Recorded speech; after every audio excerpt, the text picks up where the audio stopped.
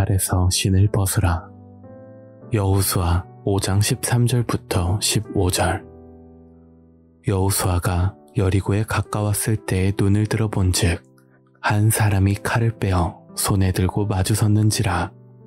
여호수아가 나아가서 그에게 묻되 너는 우리를 위하느냐 우리의 대적을 위하느냐. 그가 가로되 아니라 나는 여호와의 군대 장관으로 이제 왔느니라. 여호수아가 땅에 엎드려 절하고 가로되 나의 주여 종에게 무슨 말씀을 하려 하시나이까. 여호와의 군대 장관이 여호수아에게 이르되 내 발에서 신을 벗으라. 내가 선 곳은 거룩하니라. 여호수아가 그대로 행하니라. 이 말씀은 하나님께서 대역사를 마무리 지으려고 하실 때 행하신 하나님의 뜻이 숨겨져 있습니다. 야곱의 가족들이 요셉을 통하여 기근을 면하고자 애굽 땅에 들어갈 때 야곱의 아들들과 가족들이 모두 70명이었습니다. 70명을 통하여 번성된 자손들이 430년 동안 애굽에서 힘든 고역의 종살이를 하다가 하나님의 뜻이 있어서 모세를 통하여 애굽에 있는 이스라엘 백성들을 해방시켜 가나안 땅으로 인도합니다. 가나안 땅을 가기 위하여 생활한 광야에서 40년을 보내고 이제 마치는 때가 왔습니다. 마치 수년 동안 공부한 사람들이 졸업시험을 보는 과정과 같습니다. 470년 만에 조상들이 살았던 고향 땅에 들어가려고 이제 요단강을 건넜고 길갈에서 와서 진을 치고 문 앞에 대기하고 있었습니다.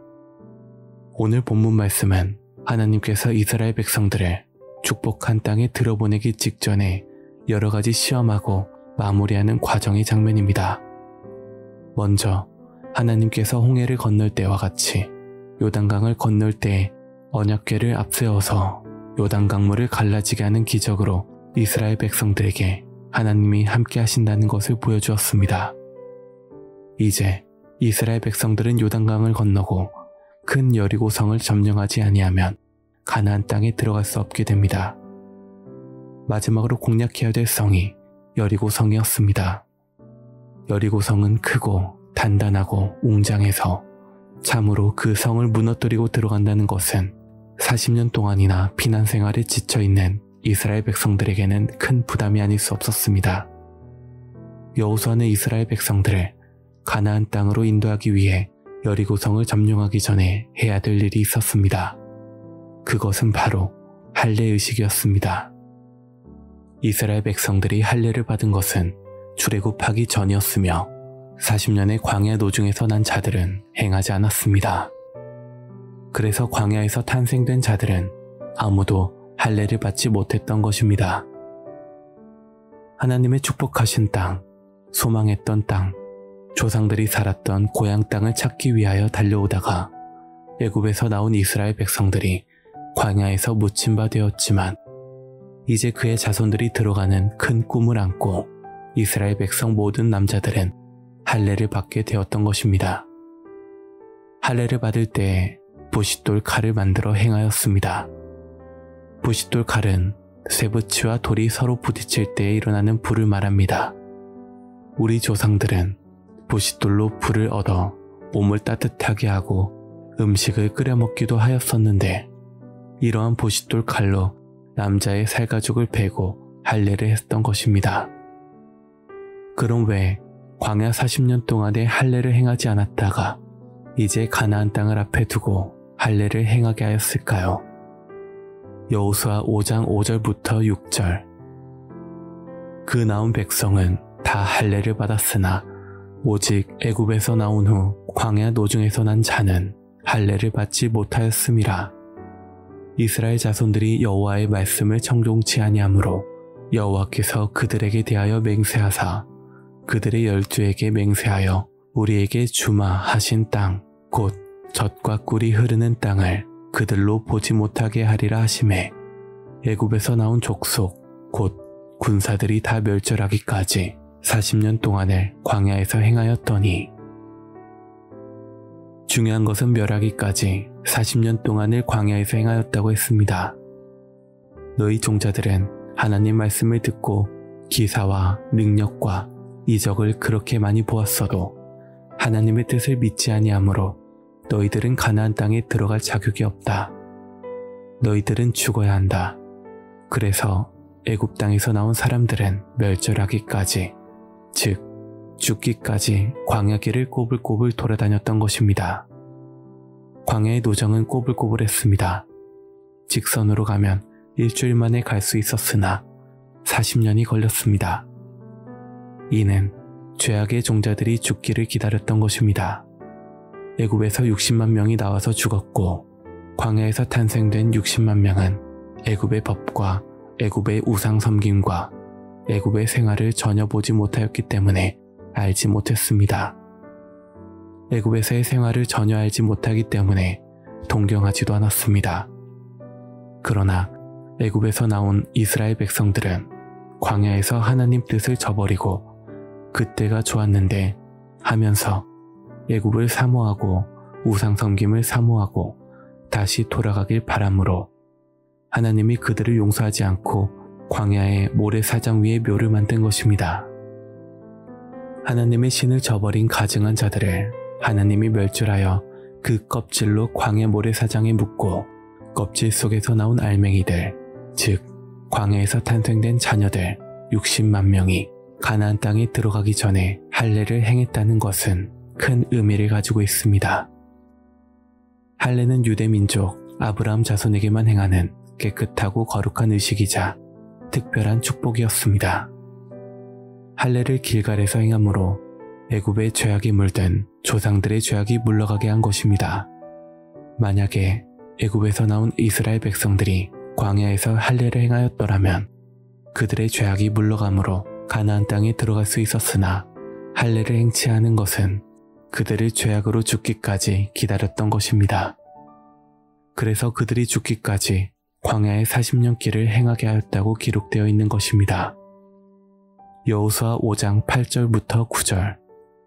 온 백성에게 할례를 행하기를 피라매 백성이 진중 각 처소에 처하여 낫기를 기다릴 때에 여호와께서 여호수아에게 이르시되 내가 오늘날 애굽의 수치를 너희에게서 굴러가게 하였다 하셨으므로 그곳 이름을 오늘날까지 길갈이라 하였느니라.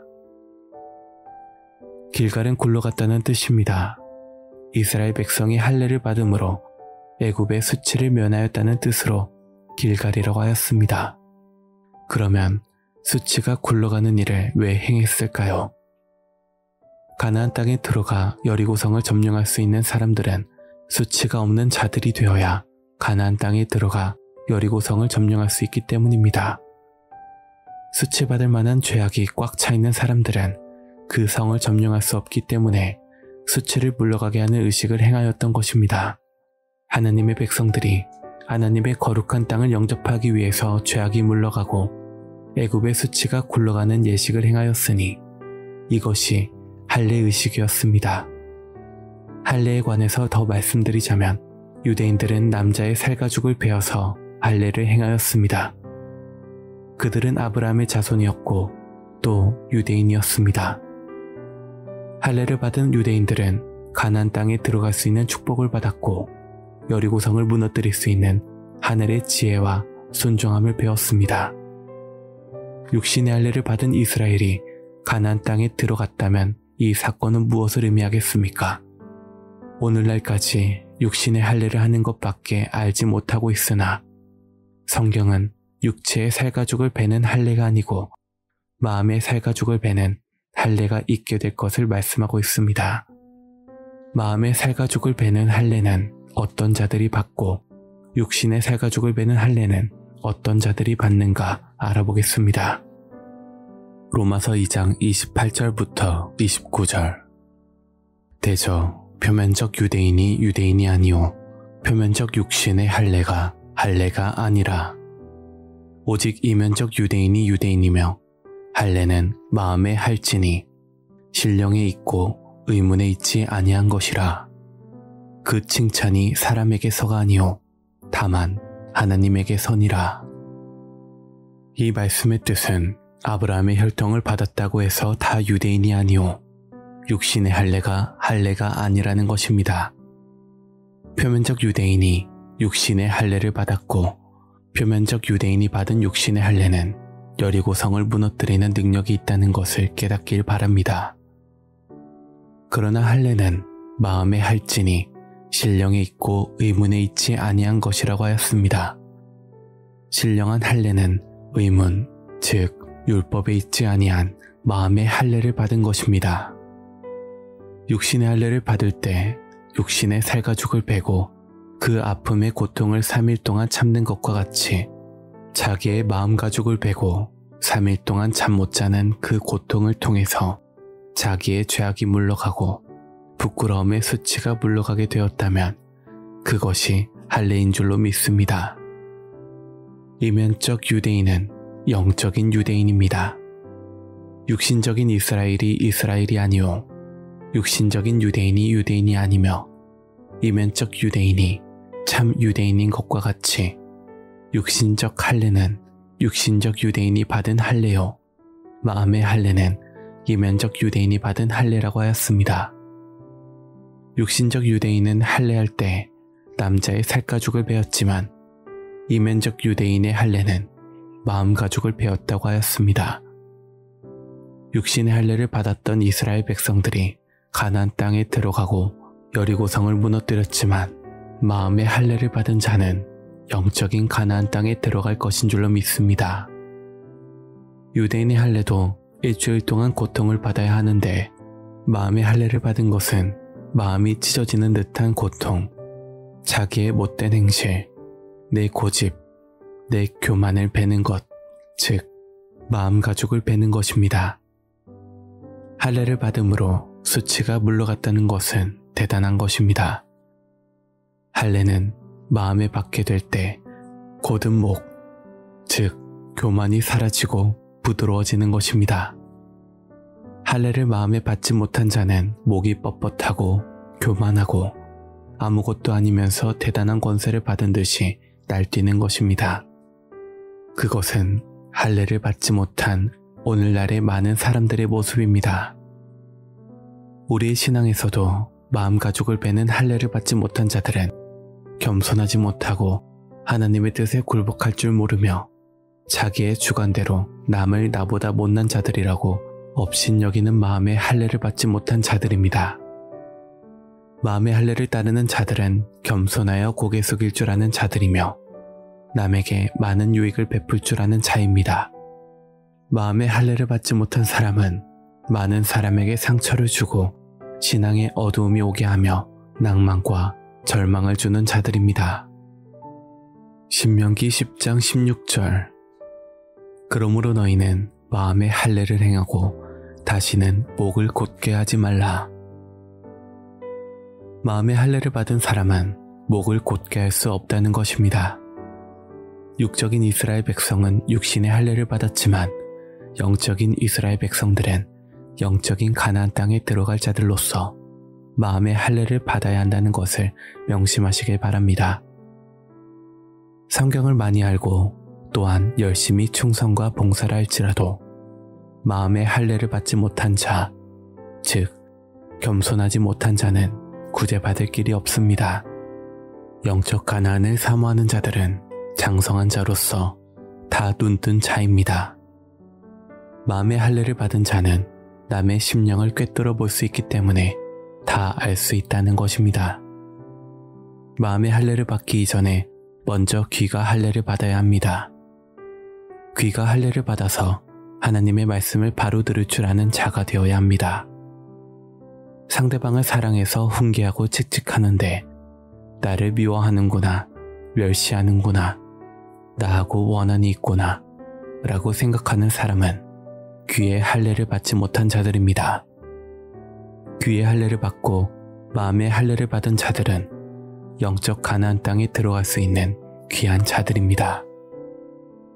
사도행전 7장 51절부터 53절 목이 곧고 마음과 귀의 할례를 받지 못한 사람들아, 너희도 너희 조상과 같이 항상 성령을 거스르는도다.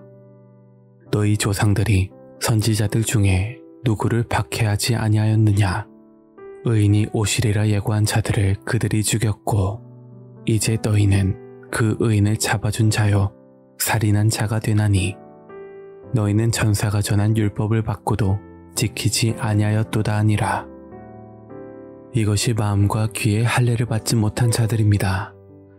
마음과 귀에 할례를 받은 자가 되어야지 하나님의 말씀을 지혜롭게 바로 듣는 지식이 있습니다. 이 말씀은 여러분 전체의 것이 되어야 합니다. 마음과 귀에 할례를 받았을 때 굳은 마음을 제하고 부드러운 마음을 가지며 서로가 한 마음이 되는 것입니다. 마음의 문을 닫고 뻣뻣하게 있을 때 대화의 상대가 되지 못합니다. 대화가 없는 자는 사랑을 나눠줄 수 없습니다. 그러므로 이스라엘 백성들이 육적인 가나안 땅에 들어갈 때 부싯돌 칼로 할례를 받았으므로 죄악이 굴러가고 애굽의 수치가 굴러가므로 가나안 땅에 들어갈 수 있었습니다. 마지막으로 영적인 이스라엘 백성들이 가나안 땅에 들어갈 때 할례는 하나님의 말씀 칼로 행합니다. 여호수아 때의 할례는 귀와 마음의 할례가 아니었지만 오늘 이 세대의 영적인 가나안 땅에 들어갈 하나님의 백성들은 하나님의 말씀을 통하여 귀의 할례를 받고 마음의 할례를 받아서 하나님의 보시기에 의로운 자가 되어 가나안 땅의 주인들이 될 줄로 믿습니다. 그런즉 표면적 유대인이 유대인이 아니오 표면적 기독교인이 기독교인이 아니오 이면적 유대인이 유대인이요 할례는 마음과 귀에 할지니 마음과 귀에 할례를 받은 자들이 영적인 유다 백성이요 영적인 가나안 땅을 유업으로 받을 자들인 줄로 믿습니다. 할례를 통해서 이스라엘 백성들의 마음과 생각이 깨끗한 자가 되고 하나님이 보시기에 애굽의 재앙이 물러가는 할례의 의식을 마친 여호수아는 가나안 땅을 정복하기 전에 여리고성을 공략해야 되는데 어떻게 가나안 땅을 들어갈까? 이 큰 성을 어떻게 통과하지? 라고 생각하면서 침묵하는 마음으로 여리고성을 순찰하다가 깜짝 놀랐습니다. 바로 키가 장대하고 힘이 센 강자가 시퍼런 칼을 들고 여호수아를 가로막고 서 있었기 때문입니다. 깜짝 놀란 여호수아는 너는 우리를 위하느냐? 우리의 대적을 위하느냐? 너는 우리 편이냐? 사단 편이냐? 라고 물으니 나는 여호와의 군대 장관으로 왔노라 라고 대답하였습니다. 군대 장관은 총사령관이라는 뜻입니다. 하나님은 만군의 여호와입니다. 만군의 여호와요 군사령관이 하나님이십니다. 여호수아는 깜짝 놀라 엎드려서 절했습니다. 주여 이 종에게 무슨 말씀을 하시려나이까 하니 내 발에서 신을 벗으라 내가 선 곳은 거룩하니라 라고 했습니다. 신은 우리가 신고 있는 신발을 비유한 것입니다. 하나님께서 모세를 하나님의 선지자로 부르실 때에 떨기나무 불꽃 가운데 나타나서 말씀하시기를 내가 선 곳은 거룩한 땅이니 신을 벗으라 라고 하셨습니다. 하나님이 모세에게 신을 벗으라고 말했던 것은 모세가 신고 있었던 신발은 애굽의 종교 사상과 관념 또한 짐승이 양을 치는 목자의 신발을 신고 있었기 때문이었습니다. 신을 벗으라는 말을 듣고 모세는 애굽의 종교 사상과 관념을 헌신짝처럼 내어버리고 하나님의 계명을 받기 위하여 맨발이 되었던 것입니다. 세상에서도 사업한 지도 얼마 되지 않은 사람이 돈을 많이 벌면 저는 그동안 맨발로 뛰었습니다 라고 합니다.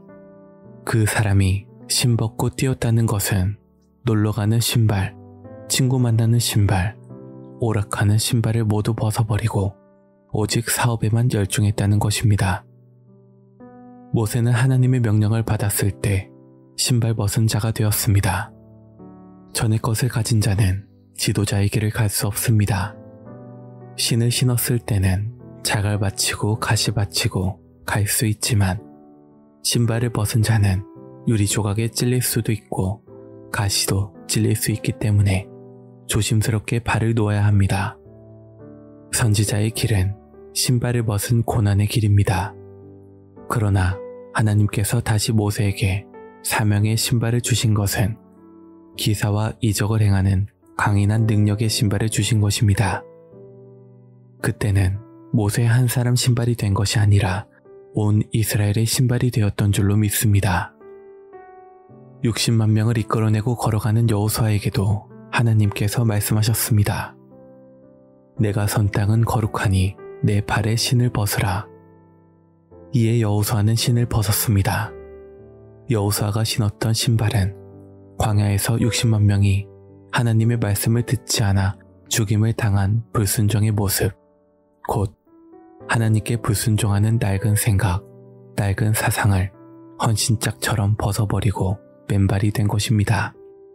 하나님이 주시는 신발을 신을 수밖에 없는 여호수아였습니다. 여호수아만이 하나님이 주신 신을 신을 수 있는 자격을 갖춘 것입니다. 신발을 바꿔 신지 않은 사람은 결단코 사명자의 길을 갈 수가 없습니다. 세상에서 신었던 신발을 그대로 신고 있으면서 사명자의 길을 가고자 하는 사람은 신발을 바꿔 신어야 합니다. 지도자의 길은 맨발이 되었을 때 지혜의 신을 줍니다. 여러분은 세상에 속한 신을 벗었다고 생각하십니까? 신을 벗으려고 하는 사람은 많으나 벗은 자가 몇 명이 있는지는 저는 알지 못해도 하나님은 아실 것입니다.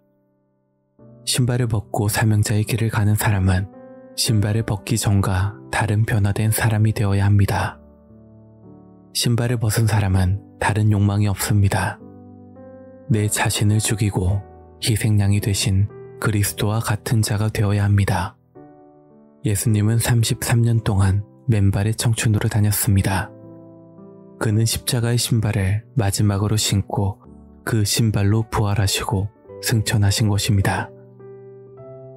그러므로 예수님은 신발을 신지 않았기 때문에 그의 행로는 가시밭길이었고 발을 찔리는 아픔이었지만 많은 사람의 상처를 싸매주고 치료해 주시는 영적인 의사가 되었던 것입니다.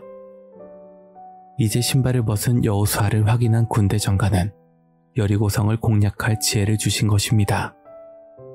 신발을 벗지 않았을 때는 지혜를 주지 않습니다.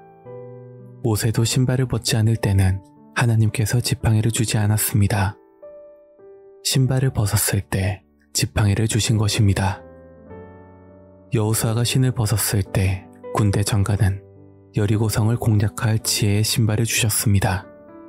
이런 비장한 각오가 있을 때 신발을 얻습니다. 그럼 여리고성을 어떻게 점령하려고 하셨겠습니까? 세상에서 성을 점령할 때는 성령에 기록된 에스겔 4장을 보면 먼저 성을 에워싸고 운제를 세우고 도둔을 쌓고 적의 화살이 날아올 때에 방패의 역할을 하기 위해 언덕을 흙으로 만들고 진을 치고 공격할 수 있는 부기를 배치하고 그 뒤에 야하고 소리치며 공격을 합니다. 그런데 군대 장관은 여호수아에게 어떤 명령을 내렸을까요? 너희는 오늘 이후로 하루에 한 바퀴씩 여리고성을 도는데 돌 때 제사장은 앞에서 7 양각나팔을 불면서 성을 돌고 따라가는 이스라엘 백성은 아무 말도 하지 말아라. 하루에 한 바퀴씩 돌고 7일째가 되는 날은 7바퀴를 돌아라.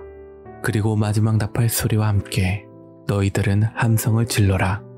그리하면 성이 무너질 것이다. 라는 공약을 주셨습니다. 이는 기상천외한 전쟁법입니다.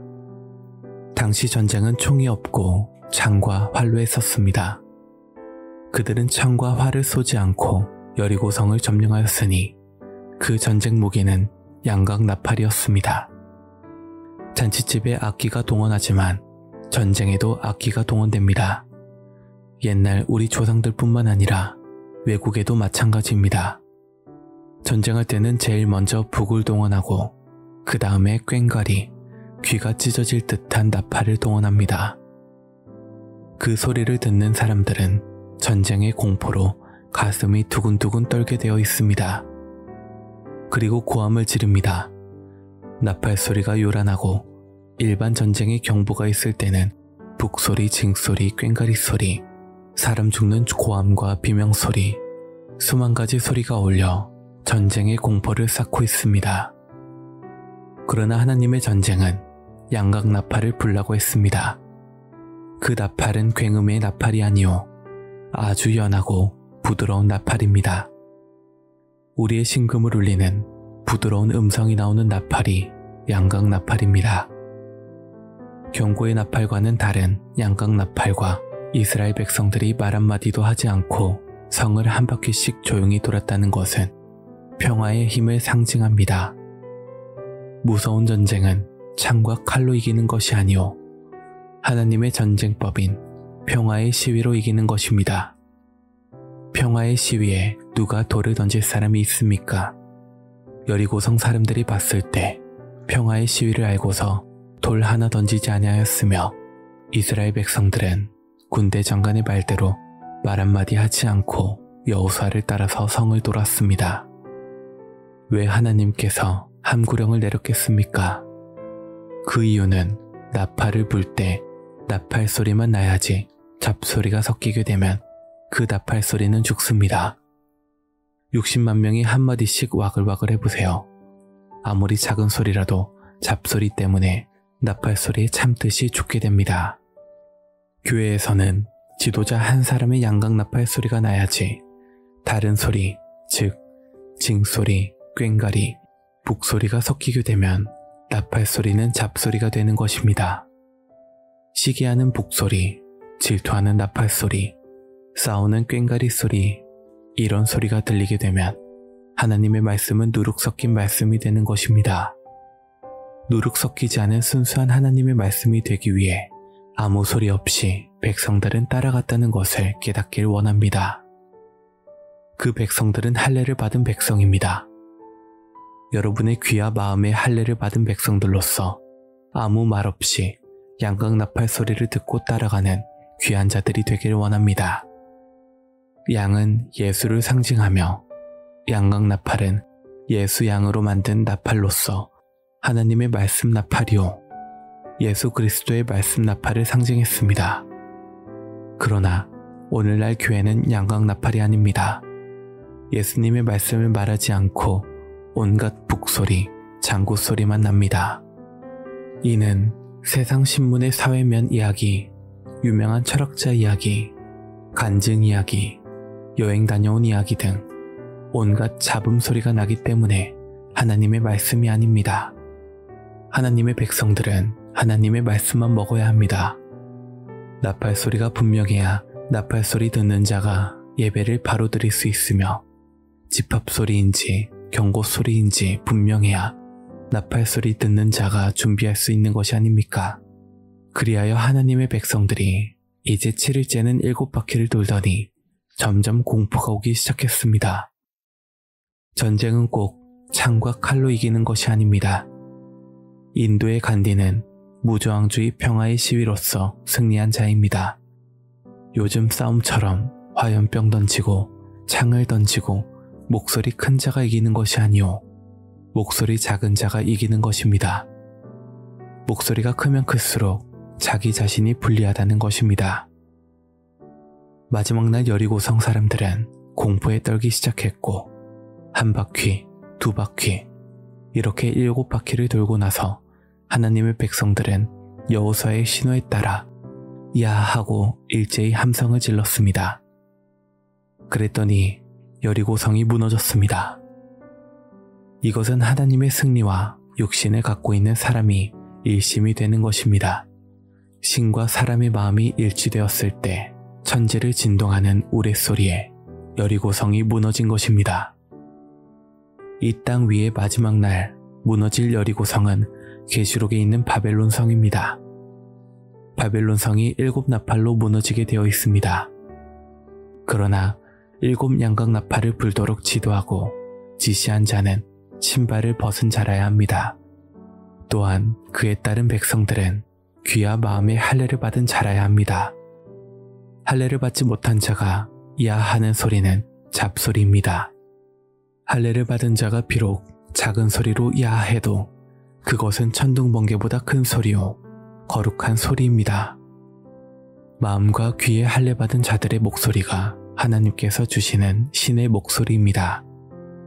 신의 목소리와 육신의 행함이 하나 되었을 때 이 땅의 바벨론 성이 무너지고 그리스도의 나라는 이루어질 것입니다. 여러분, 신을 벗은 자가 되어 하나님께서 말씀하시는 신의 목소리에 마음과 귀의 할례를 받아 마지막 여러분의 한마디의 목소리가 신과 하나 되어 이 땅 위에 바벨론 성을 무너뜨리고 그리스도의 나라가 될 때에 다 함께 참여하는 귀한 자가 되시길 예수님의 이름으로 축원합니다.